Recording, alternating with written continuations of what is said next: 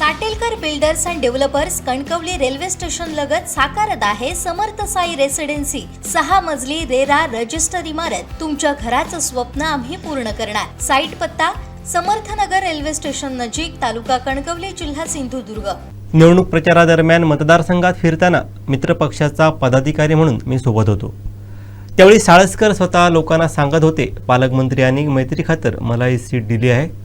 पालकमंत्र्यांनी सीट दिली तर तेच तुम्हाला पाडण्यासाठी कटकारस्थान करतील असं मला वाटत नाही, असा खुलासा भाजपा पडेल मंडळ तालुका अध्यक्ष महेश उर्फ बंड्या नारकर यांनी केला आहे। पाहूयात। नमस्कार। काल आमच्या मित्रपक्षाचे पदाधिकारी आमचे मित्र साळसकर साहेब यांनी काही प्रेस घेतली आणि त्या प्रेसमध्ये नुकत्याच झालेल्या परवाच्या प्रवेशाबद्दल आणि मागे झालेल्या जिल्हा परिषद व पंचायत समितीच्या निवडणुकीसंदर्भात त्यांनी काही प्रश्न निर्माण केले आहेत। त्या प्रश्नांना उत्तर देणं गरजेचं आहे, कारण जनतेला सर्व माहीतच आहे। तरी पण त्यांचे जे प्रश्न काही त्यांनी प्रेस माध्यमातून निर्माण केले त्यांना उत्तर देणं गरजेचं वाटतं।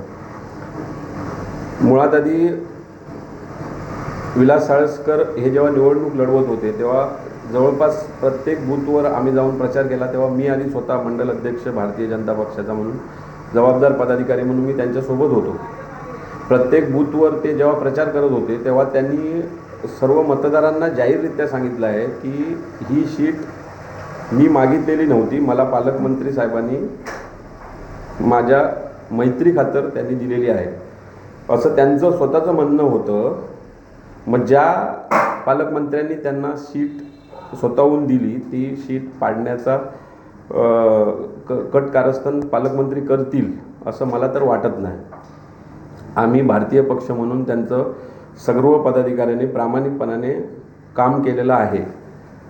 पण माझा एक त्यांचा प्रेमाचा सल्ला आहे त्यांना, साळसकरांना, की त्यांनी खरंच एकदा स्वतःहून आपलं त्यांनी एक स्वतः आत्मपरीक्षण करावं असा एक माझा त्यांना सल्ला आहे।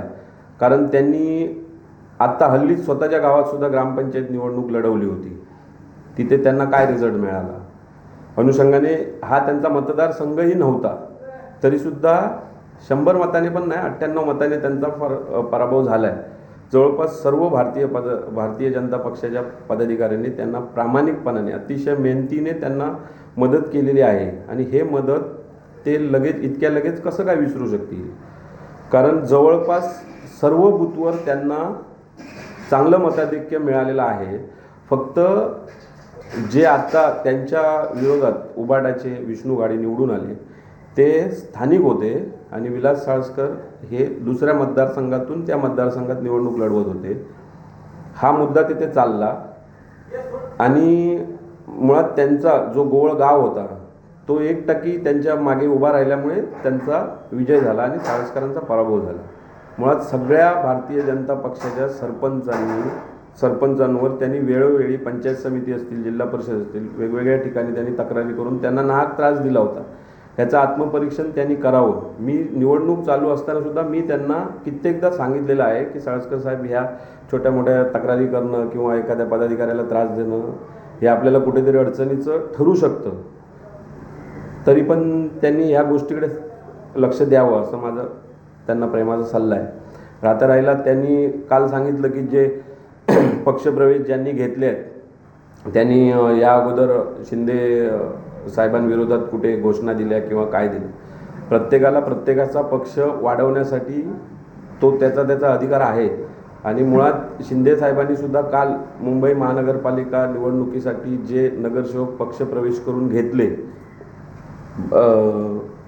उबाडाचे, ते सुद्धा कित्येक वेळा 50 खोके, एकदम ओके ह्या घोषणा देत होते, तरीसुद्धा त्यांना प्रवेश देऊन स्वतः निवडूनही आणलेला आहे। त्यामुळे प्रत्येकाला आपला पक्ष वाढवण्याचा अधिकार आहे आणि त्याप्रमाणे तो त्या पक्ष वाढवण्याचा प्रयत्न करत असतो। मुळात खरं सांगायचं तर आता जनता फार सुज्ञ झालेली आहे सोशल मीडियाच्या माध्यमातून। त्यांना पालकमंत्री सध्या जिल्ह्यात विकासाबाबत काय भूमिका घेऊन आहेत आणि विकासाचा त्यांनी काय झपाटा लावला आहे हे सर्व जनतेला समजतं आहे आणि ह्या विकासाच्या त्यांच्या भूमिकेमुळेच सर्वांनी आकर्षण होऊन स्वतःहून सर्व पक्षप्रवेश करत आहेत. सर्वसामान्य जनतेपर्यंत पालकमंत्री साहेब स्वतः पोचत आहेत. त्यांचा संपर्कच इतका दांडगा आहे की प्रत्येकाला ते फोनवर म्हणा किंवा मेसेजवर रिप्लाय देतात स्वतः. आणि हा त्यांचा सर्वात चांगला असलेला संपर्क असल्यामुळेच सर्व जनता त्यांच्याकडे आज आकर्षित होत आहे. मुळात बिनविरोधचा काय जो विषय असेल तो बिनविरोध करताना सुद्धा आम्ही खरंच सांगतो अगदी प्रामाणिकपणे की आम्ही निमित्त मात्र कार्यकर्ते आहोत. पण हे खरंच फक्त पालकमंत्री नितेशजी राणे ह्या एका नावामुळेच शक्य झालेलं आहे. कारण त्यांच्याबद्दल असलेला प्रत्येक कार्यकर्त्याच्या मनात विश्वास, प्रत्येक मतदारांपर्यंत ते स्वतः पोचलेले असल्यामुळे, त्यांना तो जाणवत असल्यामुळे प्रत्येक विरोधी पक्षातल्या सदस्यानेही आम्हाला वेळोवेळी मदत केलेली आहे. म्हणूनच ह्या बिनविरोध सीटा होणं शक्य झालं. माननीय विलासजी साळसकर यांनी संपूर्ण जिल्ह्यात महायुती म्हणून शिवसेना शिंदे, त्यांनी आधी स्वतः शिवसेना शिंदे गट म्हणणं हे माझ्या दृष्टीने योग्य वाटत नाही. तर शिवसेना शिंदे हा पक्ष आहे तर त्यांनी त्या दृष्टिकोनातून बोलावं. संपूर्ण जिल्ह्यात शिवसेना शिंदे पक्ष आणि भारतीय जनता पक्ष हे अतिशय चांगल्या खेळीमेळीच्या वातावरणात सगळ्यांकडे वातावरण आहे.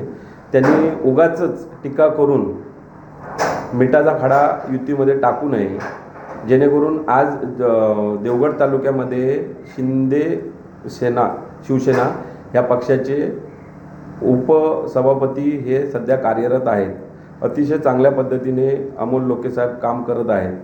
त्यांना पालकमंत्री साहेबांचं सगळं सहकार्य आहे. आणि मुळात मी एक सगळ्यात महत्त्वाची गोष्ट अशी सांगू इच्छितो की शिवसेना शिंदे पक्षाचं नेतृत्व जिल्ह्यामध्ये आदरणीय निलेशजी राणे साहेब करत आहेत. राणे कुटुंबाकडून कुठलाही उमेदवार जेव्हा जिल्ह्यामध्ये दिला जातो तेव्हा तिथे कुरघोडी करून त्यांना पाडण्याचं धाडस कुठलाही कार्यकर्ता भारतीय जनता पक्षाचा असेल किंवा शिंदे शिवसेने पक्षाचा असेल करणार नाही, याची मी अगदी 100% ग्वाही देतो. त्याच्यामुळे उगाचच मिठाचा खडा टाकून युतीमध्ये विलास साळसकर यांनी वातावरण खराब करू नये असा माझा त्यांना सल्ला आहे.